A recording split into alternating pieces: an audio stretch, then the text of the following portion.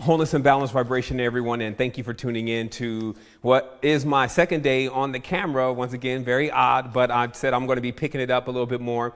And I got to deal with a situation today that a lot of people are asking me the same question about. So now I'm in a position to either write all those people an individual email or just get on this camera and answer it once and for all for everyone. And that question is, what's going on with the Prince situation? What happened?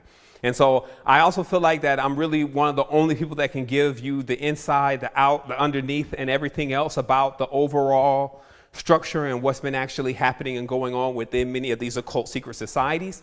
And then obviously a while ago, we had a show, I think it was 2-3 years ago, we ran the Kings of Conspiracy, because at that point we were on the top, as we always have been, with what's going on in the hidden side of Earth, or as we call the other 180 degrees of knowledge, and what's going on at nighttime.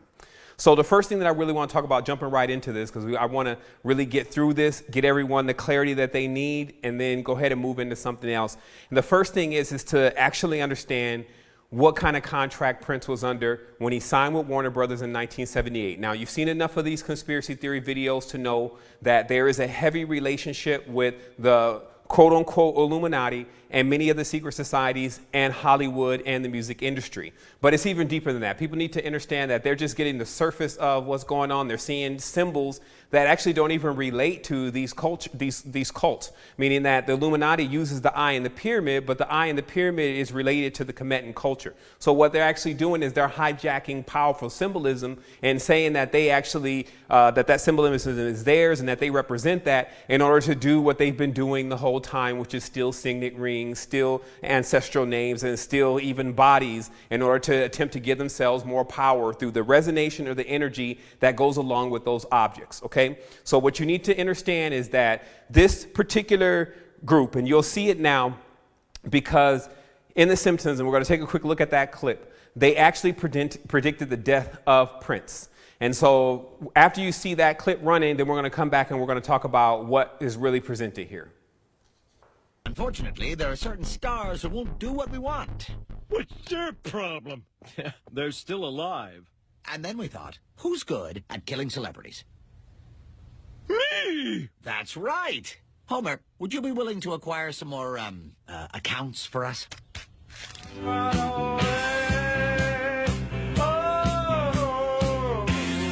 Psycho killer.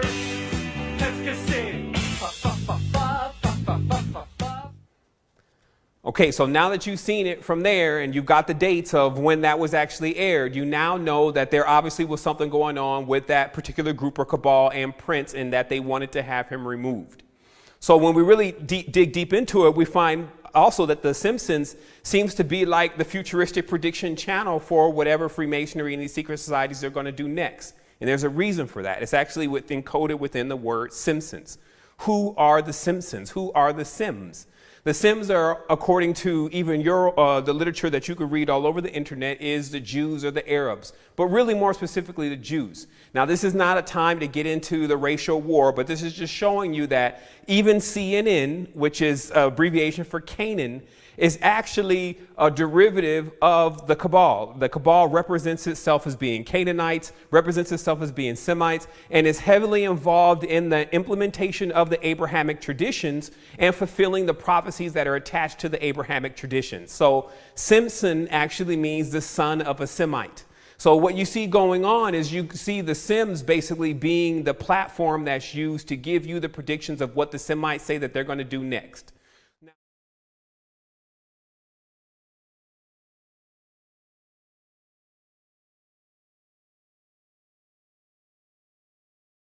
Now, there's another deep connection between the Semites, the Jews, and the Arabs, etc., in ancient lore and history, especially when it comes to deeper things like spirituality.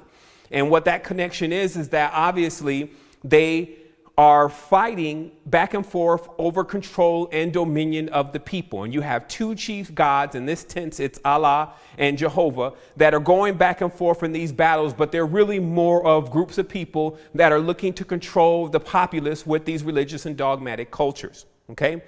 So what you get, and let me just take a brief moment here so you can understand this, is you get this Abrahamic tradition, which is really rife with many things. It's rife with serpent worship. It's rife with sorcery. It's rife with murder, killing, dualism, racism. So you see that all throughout the Bible. And those who haven't seen it yet, it's just because you've been blinded by this blinded God who causes consistent conflict. So this conflict going on between the Jews and the Arabs is actually manifesting because what we're calling Arab today is really more of the Oriental or the ancient Orients, which you would see as the Moroccans, which you would see as the Kemetans, you would see as the Negus. So what you have going on is actually where you get guys that are Kabbalistic priests like Jimmy Levine, Lyre Cohen, that have actually started up a coven. That's the good word for it. They've started a coven and they're using the African Americans or those of African or melanated descent to actually begin to continuously lead all the people, not just black people, but all the people astray with their talents. So that's what the music industry is. So when they get people to sign these contracts, or they get these guys to sign these contracts are bound by spells. That's what the language is about. It's about spells. That's why they call it spelling. So these contracts are bound by spells. They're made with a specific paper, generally linen and cotton. It's parchment. And then when a person signs this contract, they get the two-dimensional imprint of that person onto this contract that basically says they're now initiated and now affiliated by their own admittance with this cabal. So whether they know everything that's going on with it or not, which most of them don't. I mean, how many people have high levels of spiritual knowledge? You don't actually start seeing what these people are really involved in until you do something like go into eBay and say occult books and then sort them by the most expensive book. And then go to the top, click on that, get the pictures and start looking at the darkness in which they practice. Because it's about bringing up infernal entities. It's about cutting people off from their ancestors. It's about doing basically the disarray that's going on in the world today so that they can be rulers of the world. They want someone to serve them. That's what a sorcerer is. They're not in service to other people like what a shaman or a medicine man is. So understand the difference. So the second thing that you have to understand is that this back and forth that's going on between the Jews and the Arabs, or the Jews and more specifically the African Americans, is that they've been following, let's say, the African American or those of melanin descent and preying on them like vampires or mosquitoes since leaving up out of the Levant. And they've pursued them all the way to the United States, which you already know the Moors were in the United States first. I mean, there was a lot going on with the trade routes with the Native Americans, which were really coming from Angkor Wat. So there's a lot of history of basically a back and forth war. And this is coming to us as the Crusades. Okay, because they're still out there fighting the Crusades now. It's still Arabs versus basically what they say is Americans. But it's really more specifically the Knights Templar and the secret societies attempting to take control over the Middle East and could take control over the world. It's just not one specific area. So that's why there's these toppling of world leaders. Now, I'm not saying one person's right and this is whose side you should be on. I'm just giving you all the information that's necessary for you to divine for yourself what's really going on. So Prince was under one of those contracts. And just like any of these other guys that you see sign these contracts, Fetty Wap and all the rest of Dr. Dre's, and well, he's going to definitely know more about what he's into, have signed this contract. And what this contract links them into is Baphomet. Now, many people don't actually know what Baphomet is, but what it is the corruption of even the word Muhammad. Baphomet means, in their terminology, the force in which unites all men, the wisdom or the force in which unites all men under one covenant or one group. And I can't even get into the details. It takes us for a whole nother recording if we're planning on keeping this even down to 30 minutes of exactly how much is going on in history with this particular coven of men who are praying and worshiping a dark lord along with the witches, the warlocks, etc. Now, it may sound a little Harry Potterish to you, but it's something that they really do and something that they really get into. And it's been going on for thousands of years, possibly even longer than that. So what this is really about is this is about getting people into the affiliation with the entity that they're worshiping. And that's what those contracts do. And this entity is so prominent within the high levels of the occult, it actually comes out as a terminology as who trained individuals such as Pythagoras, individuals such as Apollonius of Tyana, individuals such as Simon Magus, even people such as Jesus and all the sorcerers and practitioners of the time in that specific club, which is the Order of the Melchizedek, and all the rest of what they've rolled into that, have been practicing this level of magic, and it's a long lineage of magic. And much of what they've taken from Kemet and from Angkor Wat and from different cultures that understand how to use tones, vibrations, and many other things in order to resonate and connect with ancestral energies to gain the information and the memory of the ancestors. Okay, so instead, what they're doing with it is they're using the knowledge to enslave people on multiple levels, create the technologies and things that you see today, which are not really technologies compared to what we had back in the old day. So that gives you a really brief history of what goes on in the cabal, who they're worshiping, and how deep it really goes into. You're going to have to do your own research, and we'll have probably one specific show just about that, so that way you can get all the pieces. One of the also major pieces that you need to know, and I just won't leave you hanging like that, is that the Knights Templar are actually the banksters, meaning that after the last crusade, when the Catholics lost the crusade, they had hired these Knights Templar to guard the passage from the Holy Land for the pilgrims who wanted to basically go and infest the area that belonged to the Arab tribes. And they wanted to continuously weed themselves in and graft themselves onto this tree with this fake ass religion that they've had since day one, and them trying to get people to bow down and worship them. Even the terms Lord and those kind of terms are still used in Great Britain and things today to describe normal men. So if someone says my Lord, they're not necessarily talking about someone that's in heaven or someone that's on high or someone that's actually ascended or resurrected themselves. They're talking about someone who's over there in a castle that demands that you worship them because they're sorcerers. So that's more of what you're dealing with. So when you get deeper into it, what you find is, once again, that they've designed this banking system because during the times of the pilgrimage, if you walked into the areas of the Holy Land, they said they have bodies, hundreds of bodies stacked up of Orthodox Christians and Catholics that were trying to get into the Holy Land and make the pilgrimage to see where Jesus had been born and all the different stuff that they had been fed. And the marauders, the assassins, and all the rest of the people that were on those trade routes, generally of Arab descent, and even the Templars were robbing these people for all their jewels. So problem, reaction, solution, the Templars end up creating what we know today as the modern bank, which is a system to where in the areas in which are protected by their fortresses, you can bring your goods, which generally start to the major countries that everyone was coming from. You can bring your money, and then you can store your money there, and then they'll give you a card or a chip or what we call a check. That's where we get our word from. And that check could then be taken when you get deeper into closer to the Holy Land, to these fortresses in order to get money for you to continuously make your pilgrimage, rather than carry all the money on you and get robbed and get killed. So this was a real thing. In addition to that, because the Knights Templar were not directly related to the Catholics, but actually more related to something much more darker than what even the Catholics were involved in, they were actually like hired guns for the Catholics. So what ended up happening was that the Catholic Church granted them the ability to actually begin to charge interest. And this is the major thing, because nobody was actually able to charge interest. It was known as a sin. Even in Islam today, you cannot charge interest because it is a predatory way of putting another person in debt. So the Knights Templar were the first ones to really have interest. They were the first ones to really start banks and have this banking system. And on top of that, they began to lend money. They became they became the strongest financial support for Christianity as we know it today. And they also began to lend money to many of the kings and royal people of that time, and so many people were in debt to the Knights Templar. In addition, the Knights Templar were seen like warrior priests, and it's more like the X-Men that we have today, the lure that surrounded who the Knights Templar were. Many people actually wanted to join this particular cult. Even many kings were denied joining the Knights Templar. But those who did join, they obviously accepted the ones who had great wealth. And one of the things that you needed to do in order to be accepted into the Knights Templars, you needed to sign a contract that all this wealth was going to go to them, that they no longer, you were a monk, you didn't need any of this money anymore.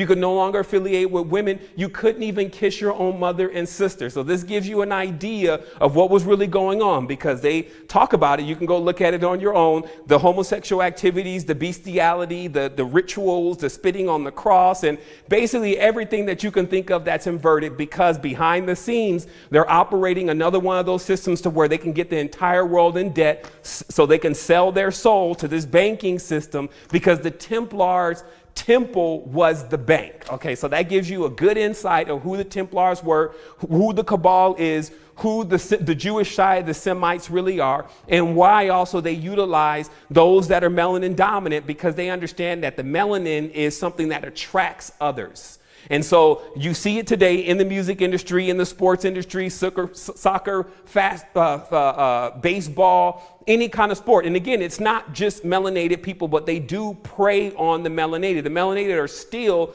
in streets, grottos, brainwashed. I mean, think about what's really happening here is written right on the wall. But see, this involves all of humanity. And that's why it's important, I felt today, for me to get on here and tell everyone what exactly happened to Prince and what exactly is really going on. So that way people can get more clarity about the situation, because they're going to start seeing things in the future. But knowing is half the battle. So if you want to prepare yourself, your mind, your body, and your soul to do what you need to do in order to be able to be fortified and strengthened truly, not by some dogmatic tradition, not by some Germanic God named Good in the sky, but the power that you possess within yourself, black, white, Asian, whatever your color may be, collapsing the prism and getting back into the totality of yourself is what we're all about. And we're engaged. This is not, oh, namaste, only love and light. This is darkness, evil, and wickedness going about the land. So as the divine masculine, if we're just going to sit here and act like nothing's going on, especially if we know something, then we're fools. But also, if we're going to attack them with even if you can pull the greatest weapon of war, it belongs to them. So this is about working on an entirely different level in order to neutralize an issue that we've had preying on us for thousands of years. So going forward, now understand that Prince had gotten himself into one of those contracts. Now, listen to what's happening. Listen to what's going on. You can see in this video that I'm about to show you that Prince gets on the show with, I think this is Tavis Smiley. I'm not sure exactly who the host was, because I've seen the video one time, but he gets on and he starts talking about the conspiracy of chemtrails. Who have you felt most often like in the ring fighting the record industry? Like Jack or the opponent? Oh, like Jack. Like Jack? Yeah. Tell me why. Well, because I knew I was right. You know, we talked about this in our very first interview and conversation together. It's obvious now that artists are supposed to own their master recordings. I mean, in the future, it'll be unconscionable to even think you can take somebody's creation and claim ownership of it. See, unfortunately, this discussion is going to start to barrel into a discussion about the human genome and the DNA and all the rest of it. When it gets there, then we're going to be in the deep water. See, so it's better to start the conversation now before we get into God talk. Tell me about Dreamer. Oh, well, when I saw the State of the Black Union, Dick Gregory really moved me and a lot of my friends. I show it to everybody that comes over the house, especially white folks, because they need to hear that, you know, so that they know more about all of us. Because what he said affects all of us. He said something that really hit home about this phenomena of chemtrails. And, you know, when I was a kid, I used to see these trails in the sky all the time. And say, oh, that's cool. A jet just went over. And then you started to see a whole bunch of them. And the next thing you know, everybody in your neighborhood was fighting and arguing, and you didn't know why. Okay, and you really didn't know why. I mean, everybody was fighting. So he started riffing about the chemtrails, and he started to say things that hit home so hard. And I would recommend that everybody try to get what he said online or wherever and try to get a copy of it and just listen to it. Because I was so moved that the other thing is the first line of the song says, I was born on the same plantation in the United States of the red, white, and blue. And we live in a place now that feels just about like a plantation. We're all indentured servants, you know. When I found out there were 8 presidents before George Washington, I wanted to smack somebody. You know, I wanted to know why I was taught otherwise. Just tell me the whole story. I'll fill in the blanks, but don't tell me something that you think I'm supposed to know. we're indentured servants and we got a black president now? Well, I don't vote. I have nothing to do with it. I got no dog in that race. Obviously, this is light work for someone who gets into conspiracies, but for an actor and a star at this particular time to be actually looking at chemtrails and then also hinting and saying that he's been listening to Dick Gregory, then other people should listen to Dick Gregory. What's actually happening? What's going on behind the scenes?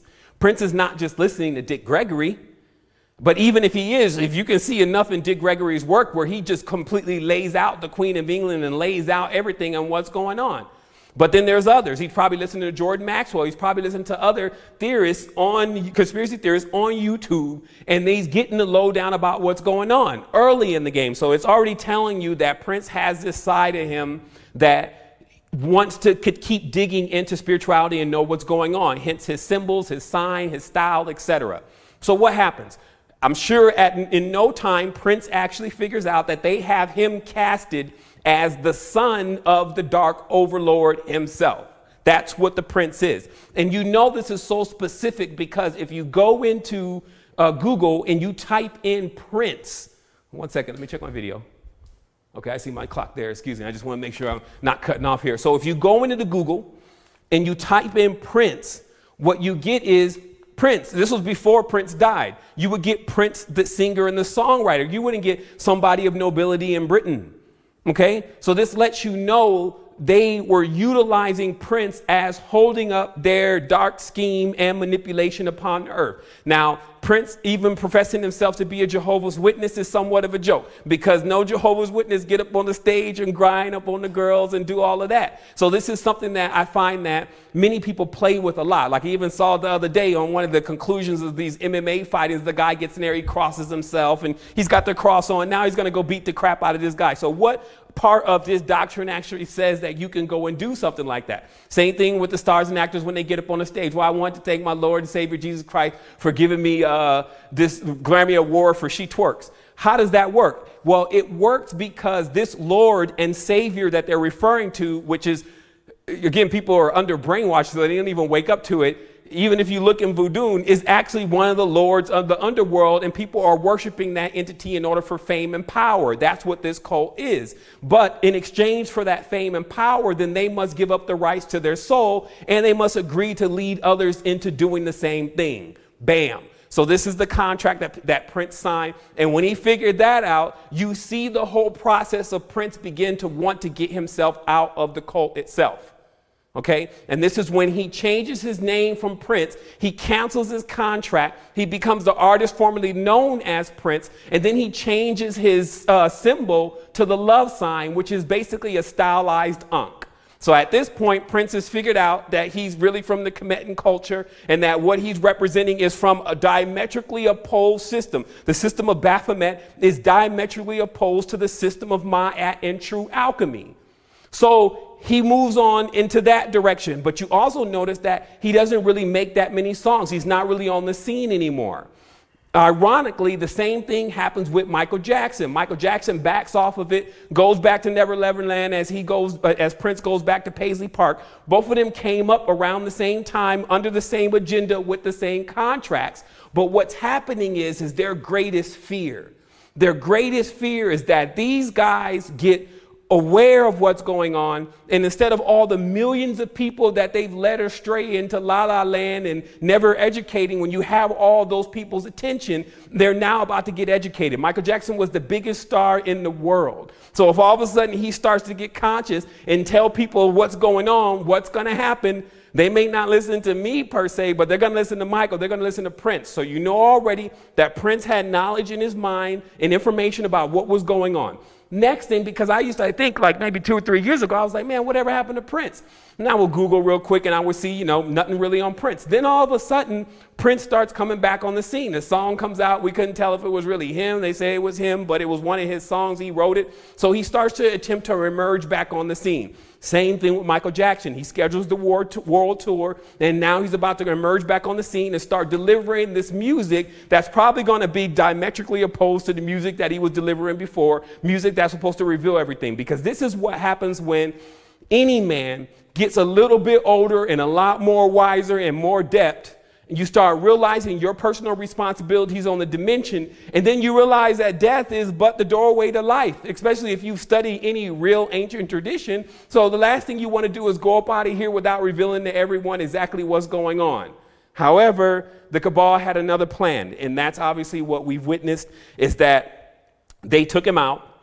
You can know that he understood a lot about what was going to happen, because you're talking about multimillionaires. So when a person starts getting conscious, they have all of that money at their disposal to get more and more information.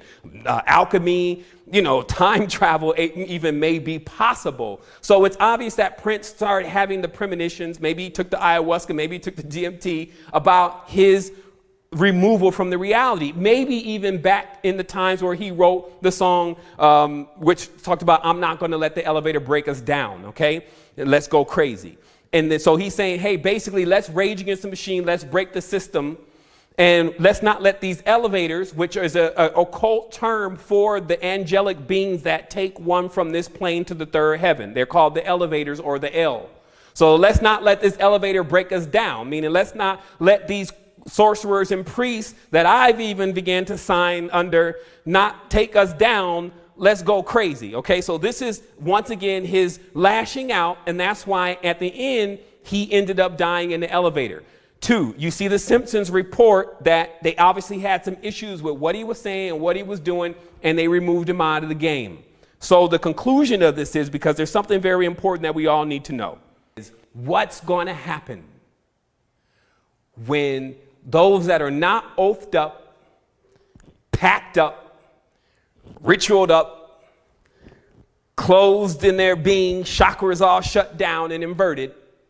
What's going to happen when the people that don't have that condition, those that have been born in it, not sworn in it, start to wake up to what's happening and start accessing their power and start activating on this dimension and start dwarfing this petty, minuscule energy that is attempting to dominate our species? What's going to happen? We're going to then really experience life as real life, not this fake, false matrix where everyone's running around robotic. Hey. Actually, people don't even talk to each other anymore. Everyone's just trying to, I'm not going to talk to you if you don't talk to me. And the other person, I'm not going to talk to you if you don't talk to me. When back in the day, I don't care what color you were, what creed, if we saw a human, it's like, hey, what's up? Yo, let me tell you, this is what I found over that way. Here's some goods. It's abundant. So this is the family of humanity, which functions as a spectrum. All of this that's going on, it can't even be considered darkness, because darkness is a component to light. What we're talking about is evil. Evil is the distortion in the linguistics. It's a distortion in the linguistic that produces a retarded mindset. So in short, gird your loins, get ready, educate yourself, clean your body, and come into this with your obligation, divine feminine and divine masculine, about what you have to do to wake up not only those around you, but also the entire world, because it's your vibration and it's your frequency that's going to be possible in order for us to, that's going to be necessary in order for us to do that. So I just want to say wholeness and balanced vibration. We kept it under 30 minutes, but hopefully you learned enough within this recording to give you the insights and to answer the questions that you need about what exactly is happening with many of these people who are starting to wake up, but actually are under still these contracts. And the last thing is remember what his last text was. Sometimes you think you're safe.